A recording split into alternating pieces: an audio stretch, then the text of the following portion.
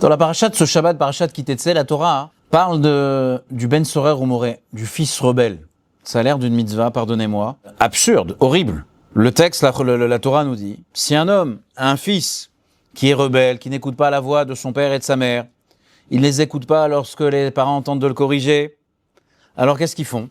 Qu'est-ce que doivent faire les parents? On parle d'un gosse qui a 13 ans, ils doivent saisir leur enfant, l'amener vers les anciens, l'amener au tribunal, et de dire, c'est un débauché, un ivrogne, c'est un mauvais enfant, et là, il est condamné à mort. Ça, c'est la mitzvah, l'une des mitzvot qui apparaît dans la paracha de ce matin, Ben Sorer ou Moré. Incroyable comme mitzvah. Qu'est-ce que cet enfant a pu faire? Boire du vin, commander un hamburger, il a volé la carte bleue de ses parents, et quoi, on le condamne à mort? On condamne un gosse de 13 ans à mort? Pourquoi faire? Qu'est-ce qu'il a fait? Pourquoi il mérite la peine capitale? Alors, cet enfant, nous dit la Gemara, Rachid rapporte, il n'est pas puni pour ses péchés, ses fautes qu'il a fait maintenant, pour ce qu'il vient de faire. Mais la Torah nous dit, un enfant qui a une telle attitude, un tel comportement, un si jeune âge, il deviendra très certainement un meurtrier, un brigand, un dangereux personnage, donc il faut le tuer. Laissons-le mourir innocent que d'attendre qu'il soit coupable. Ça semble a priori absurde. Toute l'idée du judaïsme, toute la notion de Torah et Mitzvot est fondée, basée sur le fait que n'importe qui, c'est-à-dire tout le monde, peut faire teshuva, peut revenir vers Akadosh Baruch Hu. Donc comment ce garçon de 13 ans, qui à ce stade n'a tué encore personne, il mange beaucoup, il vole pour manger, mais il n'a rien d'un meurtrier. D'ailleurs, il y a une règle dans la Torah qu'on connaît tous, qu'on utilise tous, on fait valoir auprès de Dieu.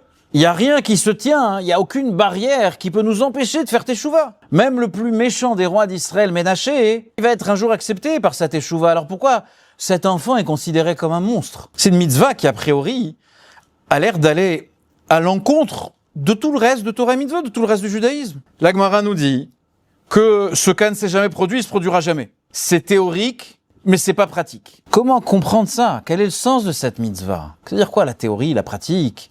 Mais quel est le sens de toute cette mitzvah? Alors l'un des commentaires, on l'a vu l'année dernière, le Shem Ishmuel, il soulève une autre question. La Gemara, dans Sanhedrin, dit que si à tout moment, les parents de l'enfant rebelle lui pardonnent, eh ben l'enfant n'est pas puni. Ce qui est étrange. A priori, on a vu tout à l'heure. Pourquoi punir de manière aussi grave cet enfant, le condamnant à mort? C'est pour éviter qu'il ne devienne le pire des dangers pour la société. Qu'est-ce que ça change si ses parents viennent lui pardonner? Certains de nos enfants sont difficiles, ils sont stimulants, ils nous proposent des défis et ils nous mettent à rude épreuve. C'est très difficile avec certains de nos enfants. La Torah vient dire la chose suivante, chaque enfant, chaque garçon, chaque fille, l'enfant qui peut paraître le plus difficile est intrinsèquement bon, intrinsèquement sain, et il est le descendant d'Avraham, Yitzhak et Yaakov.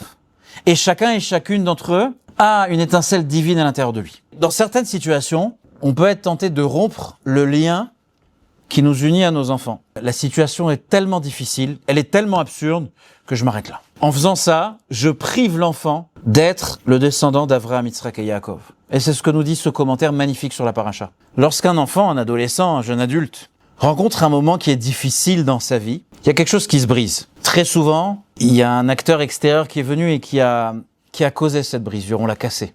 Alors son comportement, il devient très difficile. L'enfant attend qu'une chose, c'est que malgré ce qu'il peut faire, il attend de voir l'amour inconditionnel de ses parents. Cet amour inconditionnel, c'est ce qui le maintient à ses racines, c'est ce qui le maintient sur terre. Tôt ou tard, le fait d'être toujours attaché à ses racines, l'enfant va ressentir qu'il a des racines qui sont sacrées, qui sont pures, qui sont fortes, qui sont puissantes. Lorsque des parents ne sont pas capables de pardonner, entre guillemets, à leurs enfants. C'est-à-dire quoi, pas pardonner à ses enfants? Ça veut dire, je ne suis pas capable de ressentir et d'exprimer un amour inconditionnel envers mon enfant. C'est-à-dire qu'en fait, il y a quelque chose que mon enfant peut faire qui peut rompre la relation entre lui et moi. La Torah dit, c'est inconcevable. Le Ben Sorer ou Moré n'existe pas dans la vie pratique. Lorsque les parents viennent, et de manière active, ils viennent pardonner. C'est quoi le pardon? C'est pas seulement dire, allez viens, on n'y pense pas, on va essayer d'avancer. C'est pas ça. Pardonner, c'est d'injecter à nouveau de l'amour et que cet amour soit tangible. Lorsque l'enfant voit que malgré tout ce qu'il a pu faire ou tout ce qu'il n'a pas fait, il a pu défier ses parents, etc., mais il voit que finalement ça ne fait que découvrir chez ses parents, ça ne fait que révéler chez ses parents un amour encore plus profond. Que malgré tous les échecs et malgré tous les traumatismes que cet enfant a pu subir, la seule chose qui résonne, c'est l'amour inconditionnel de ses parents. Donc voilà le sens de la mitzvah ce Shabbat. Voilà le sens des louls, voilà le sens de la teshuva. Lorsqu'un parent a confiance, exprime et rend tangible cet amour inconditionnel. Tu montes et tu descends, tu resteras mon enfant. Je continuerai à t'aimer de la même manière. Tu ne peux rien faire qui peut nous désunir. C'est pas possible. Et ben l'enfant, il va chercher à regarder est-ce que la corde elle est solide ou pas. Et quand il va découvrir que cet amour est inconditionnel, il est le plus puissant qui existe sur cette terre, alors il reviendra. Et c'est exactement la même notion que la teshuva qui doit être la nôtre pendant Elul. On attend que Dieu nous pardonne. C'est ici le grand message de la Torah. C'est ici la grande leçon de vie. Elle introduit la nouvelle année. Je ne me désengage jamais de la relation avec mon enfant. Je cherche toujours à exprimer cet amour inconditionnel qui est à l'intérieur de moi.